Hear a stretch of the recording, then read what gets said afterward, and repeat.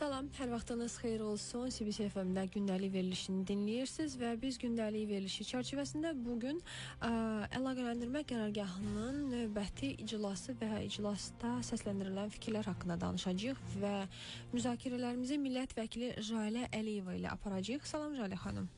Salam, xoş gördük. Xoş eşitdik sizi. Biz təşəkkür edirik ki, bu qədər sıx qrafikinizlə əlaqədar, hətta bizə də vaxt tapmısınız və mən istərdim ki, birinci sualı belə qoyum ki, bax bu iclasın ümumi əhəmiyyəti nədən ibarət idi? Həmin bölgədə yaşayan insanlar üçün və ümumilikdə Azərbaycan üçün bax belə bir məlumatlandırıcı iclasların keçirilməsinin əhəmiyyəti nədən ibarətdir? Təşəkkür edirəm sualınıza görə, zənginizə görə. Deməli, məlum olduğu kimi ötən gün Xocavənd şəhərində əlaqələndirmə qərargahının iclası keçirildi və iclasa rəhbərliyi Prezident Administrasiyasının rəhbəri cənab Samir Nuriyev edirdi. Bu iclas əslində işğaldan azad edilmiş ərazilərdə həyata keçirilən siyasətin növbəti mərhələyə keçidinin bir göstəricisi olaraq qiymətləndirilməlidir. Və bu toplantı göstərir ki, proses artıq yalnız ilkin infrastrukturun qurulması ilə məhdudlaşmır. Bu proses daha kompleks, belə deyək ki, sosial, iqtisadi, demoqrafik komponentləri özündə birləşdirən əhəmiyyətli bir mərhələyə daxil olub. Və bu baxımdan yanaşanda da Xocavənddə keçirilən iclas həm də yerində koordinasiyanın gücləndirilməsi, qərarların operativ qəbul edilməsi, eyni zamanda belə deyək ki, bu qərarlarla bağlı icra mexanizmlərinin daha da təkmilləşdirilməsi baxımından da böyük əhəmiyyət kəsb edir. Biz əlbəttə ki, burada böyük qayıdış prosesi əhəmiyyətli bir amil kimi ortaya çıxır və hazırki mərhələni dayanıqlı məskunlaşma mərhələsi kimi xarakterizə edə bilərik və əgər əvvəlki dövrdə prioritet infrastrukturun, belə deyək ki, yolların, enerji xətlərinin, su və qaz təminatının yaradılması idisə, bugün artıq dövlətin əsas diqqəti bu ərazilərdə, bu torpaqlarda insan amilinin, insan kapitalının yerləşdirilməsi və sosial həyatın qurulmasına yönəlib. Belə bu məsələlərin də müzakirə edildiyi əlaqələndirmə qərargahının iclası çox əhəmiyyətli məqamları ortaya qoydu və belə deyərdim ki, çox əhəmiyyətli mesajları həm ölkə vətəndaşına, insanına, həm də dünya insanına çatdırmış oldu. Jalə xanım, Xocavənd və Hadrutun baş planları açıqlandı və müzakirə olundu.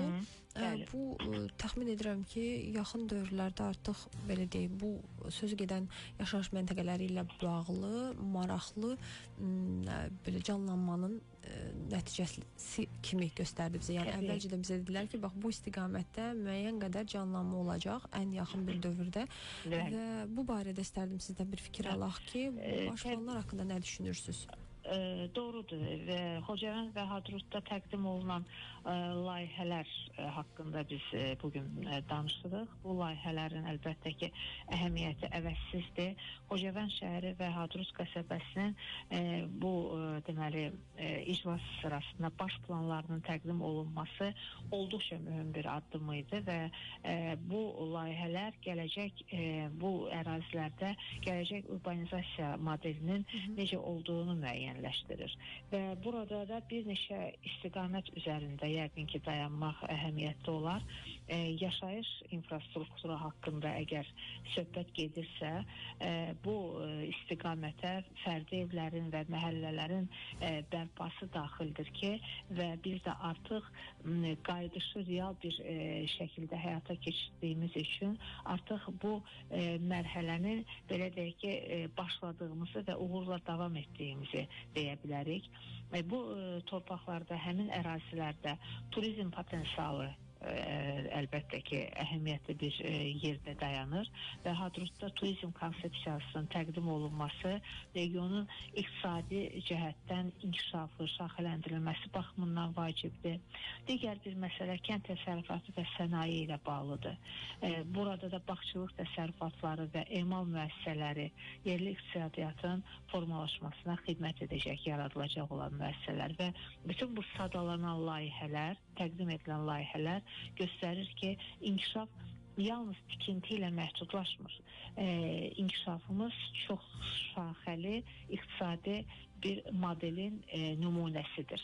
Və burada da məşğulluq və iqtisadi aktivlik əlbəttə ki, əhəmiyyətli bir yerdə gəlir. Biz siz özünüz də qeyd elədiniz, iş yerlərinin haqqında da danışıldı. Bəli. Artıq belə sosial yönlü tikililər haqqında da danışıldı və müəyyən, belə deyək də, ən yaxın gələcəyin ən böyük planları da müzakirə olundu və belə bir fikir yaranır ki, böyük köç daha da sürətlənəcək və sürətlənməklə başqa maraqlı bir miqyasları olacaq və mən istərdim ki, siz öz fikrinizi bildirəsiniz. Çünki bizim belə deyək, jurnalist kimi məlumatlığımız bu qədərdir. Amma bax, siz buna siyasi olaraq baxışınız necədir?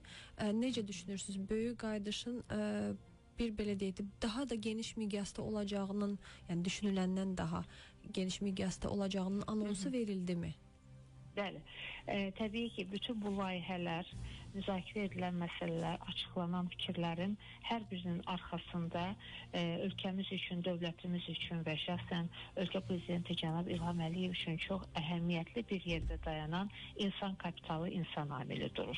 Yəni biz nə ediriksə ölkəmizdə insanımızın daha yaxşı yaşaması üçün, insanımızın daha firavan yaşaması üçün edirik və əgər söhbət 30 ildən artıq işğal altında qalan, düşmən tapdağı altında qalan torpaqlarımızın qısa bir müddətdə, cəmi 5 ilin ərzində belə böyük bir sürətlə yenidən qurulması, bu torpaqlarda gedən nəhəng quruculuq işlərindən gedirsə və bu işlərin hər birinin bir daha insanımıza xidmətindən gedirsə, əlbəttə ki, gələcəyə baxışlarımız nikbindir və bütün bu işlər, bütün bu fəaliyyətlər o torpaqların əzəli və əbədi sakinləri olan insanlarının, vətəndaşlarının yenidən geri qayıtması və onların əvvəlki həyatlarından hətta daha yaxşı, daha belə deyək ki, təminatlı bir həyatla təmin edilməsi layihələrindən söhbət gedir burada. Və bu günə qədər artıq 80 mindən çox insanın həmin ərazilərdə yaşaması və fəaliyyət göstərməsi onu göstərir ki, proses sözün əsl mənasında real nəticələr verib və qarşıdakı dövrdə də bu rəqəmlərin əlbəttə ki, bu layihələr sayəsində daha da artacağı gözlənilir. Mən təşəkkür edirəm bizə vaxt ayırdığınız üçün. Çox sağ olun.